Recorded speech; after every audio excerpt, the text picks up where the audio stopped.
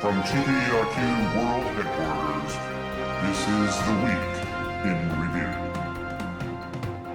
And now, here's your host, Jacques.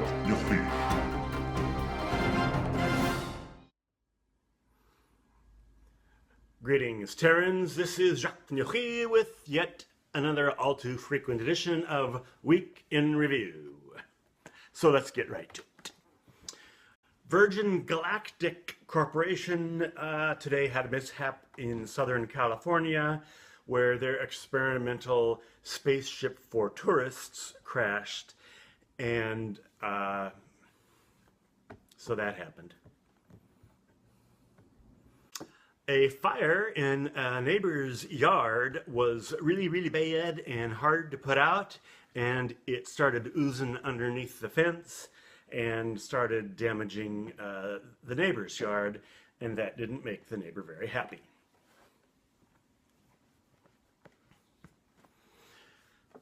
The Dow Jones Industrial Average and the S&P 500 closed at all-time record highs today, which makes so many of us so very happy. Especially those of us who are dependent on the IRA situation, which is still, despite my age, heavily invested in stocks. Just call me wild and crazy. Now, with Ebola news, the nurse in Maine, Stacy, what was her name? Hickox, won a legal battle today in that the judge said that she does not have to quarantine herself. The state cannot require her to be quarantined because, hey, she has no symptoms, and she has no symptoms. In other Ebola news, I'm going to be jumping on the fearmonger bandwagon for right now, because here in Portland, we are following a breaking news story just this afternoon. What we have is a person who recently visited Ebola, or whatever the country is that you can get it from.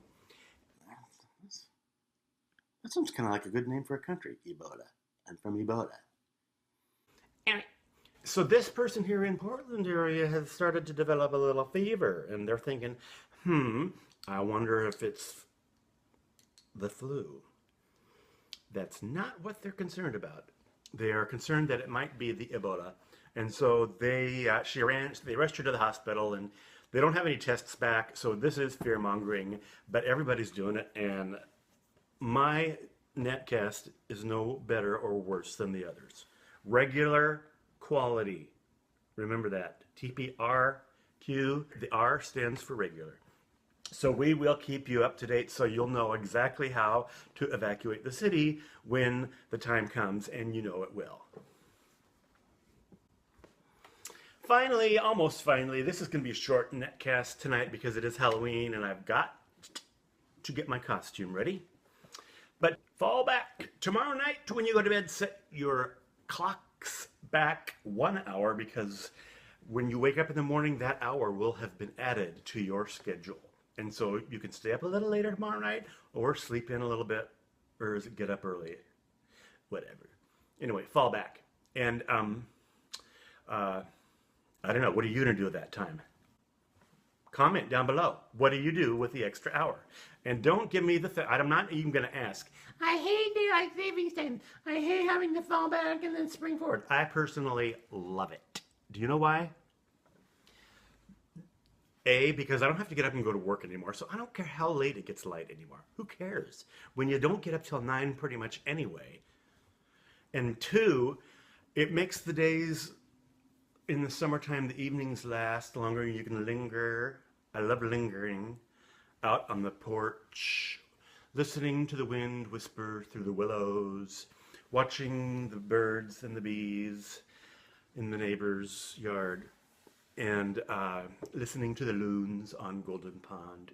That's just fun to do. And if we didn't have daylight savings time, we would not be able to do that. All right? So just back off. I don't want to know if you like it or not. I want to know what you do with the extra hour. It's the longest day of the flippin' year, and you're going to be asleep while it's happening, I bet. And finally, as everyone is aware, Tuesday is voting day, midterm elections for the Congress, and here in Oregon, we have multiple issues on the ballot. Do we want to legalize marijuana? Do we want to give people GMO foods with sneaking it in to their foods and not letting them know about it? Do we want to have a governor who is living with this woman who apparently has tried to grow marijuana? And there's just all sorts of issues. And so I was really thankful that I got this in the mail, and it's just great because it shows every single way I should vote on all the ballot measures. It doesn't say anything about the candidates, but I'm just going to go with this. I don't even know who put it out, but it tells you how to vote. I mean, what? Who would have thought of that? And personally, I know that most of the world will be, the galaxy actually, will be breathing a collective sigh of relief on Tuesday evening once the ads stop running. We are voter ad free here at TPRQ. Never will have an ad, political ad, and never will. Didn't I say that? Never have, never will, and never am. And even though we do have vote by mail here in Oregon, I have decided to wait until the very last minute, and then I'm going to just drop my ballot off at the voting drop box places. You know, the libraries have them and stuff like that.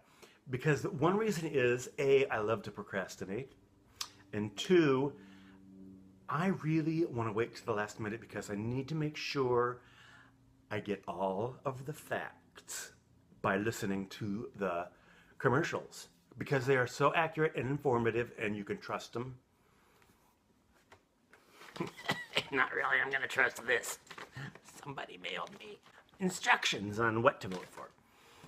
Anyway, thank you for watching TPRQ Week in Review. If you liked this newscast even a little bit, you know, I'm willing to even lower my standards. Usually it's like if you really like it, even if you don't dislike it, then give me a thumbs up. If you do dislike it, go to somebody else's website. Anyway, thank you. I'm Jacques, TPRQ. And remember, today is your day to take out the trash. This is TPRQ.